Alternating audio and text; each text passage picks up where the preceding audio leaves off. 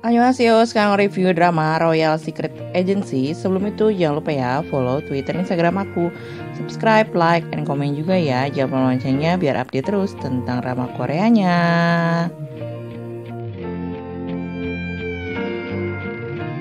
Drama ini mengisahkan para agen rahasia kerajaan di masa dinasti Joseon.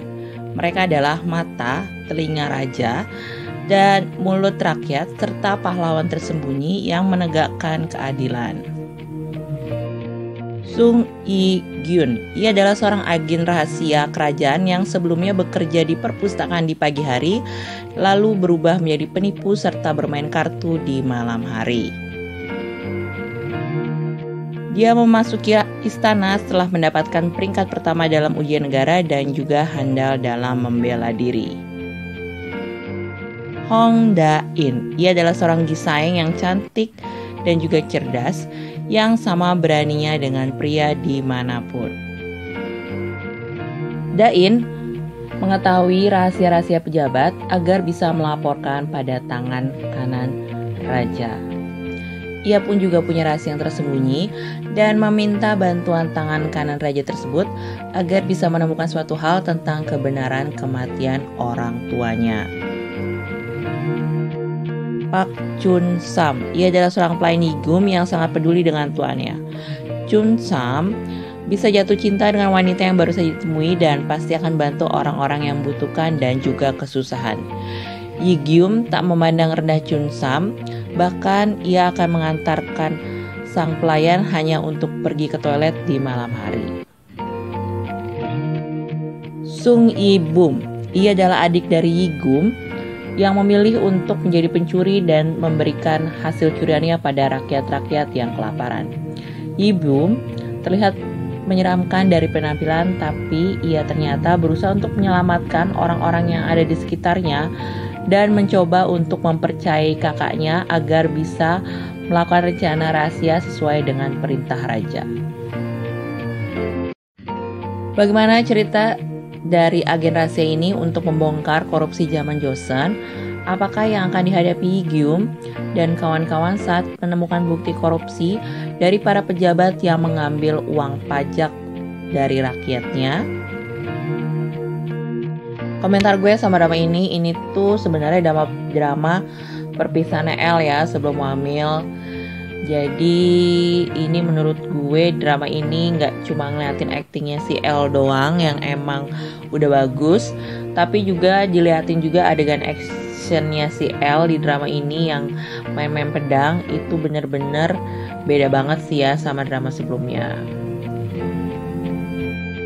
Bukan cuma El doang alasan gue nonton drama ini, tapi juga ada cerita komedinya dan juga tingkahnya si Lee Kyung ya yang ada di Waikiki itu. Emang dia tuh ya dari wajahnya emang udah lucu kan ya.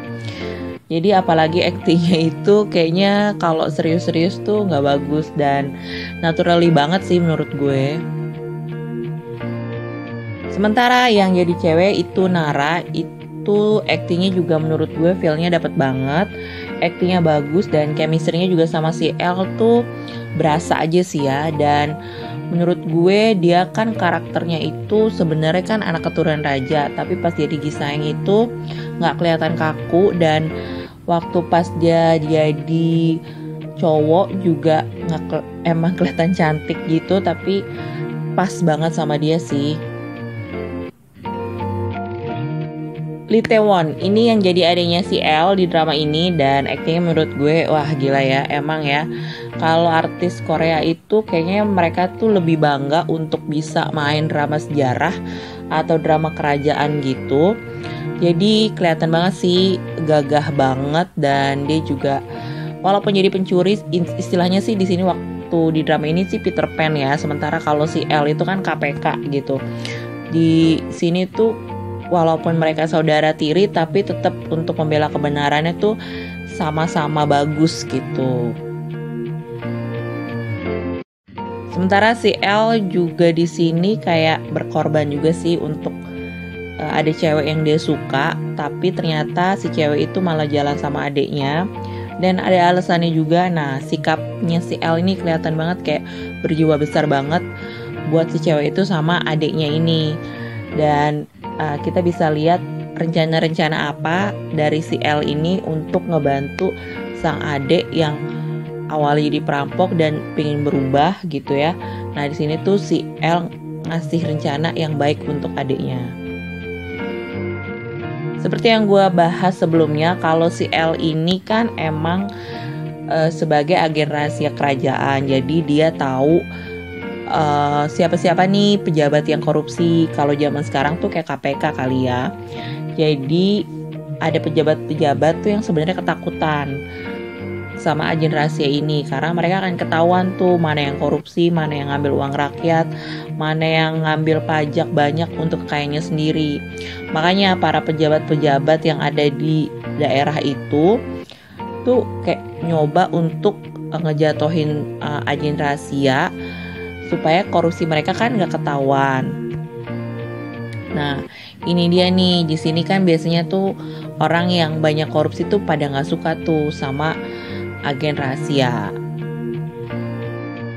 Menurut gue sih ini kayak ngeliatin kondisi sebuah negara yang emang tingkat kemiskinannya tinggi itu dikarenakan banyak yang korupsi pertama, terus pajak yang diberikan ke rakyat itu besar tapi bukan untuk rakyat lagi, tapi untuk memperkaya si pejabatnya itu sendiri, dan banyak pejabat yang lebih mementingkan kekuasaannya dibandingkan kesejahteraan dari rakyat-rakyatnya.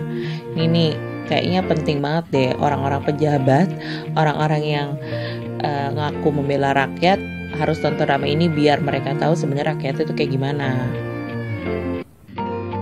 Menurut gue drama ini gak ada yang kurang sama sekali. Bahkan gue tuh salut sama Korea yang bisa bikin drama kerajaan, karena mereka pasti butuh banyak orang kayak di pasar atau jadi budak-budaknya. Ini kan ada budak-budak yang mau dijual, penjualan manusia gitu. Nah itu kan juga butuh banyak pemeran pembantu ya, pasti juga ngasih uang lah gitu.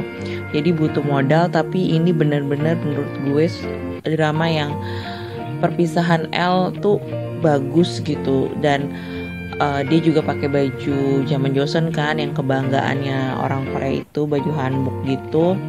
Terus juga di sini juga ada cerita lucunya si Kyung itu, pasti kamu mesti lihat gimana dia patah hati juga. Tapi nggak cuma tentang korupsi juga, tapi juga ada adegan romantis juga kok. Ada adegan kissnya juga, ada adegan cemburuannya juga, ada adegan, ya pokoknya kalian mesti nonton deh. Gue sih nggak nyesel sih nonton drama ini, soalnya ini tuh drama bener-bener drama kerajaan yang nggak terlalu mikir banget sih ya. Oke guys, sekian bahasan gue tentang drama ini. Semoga kalian suka ya. Kamsahamnida yang nonton. Annyeonghaseyo, sampai jumpa di video selanjutnya.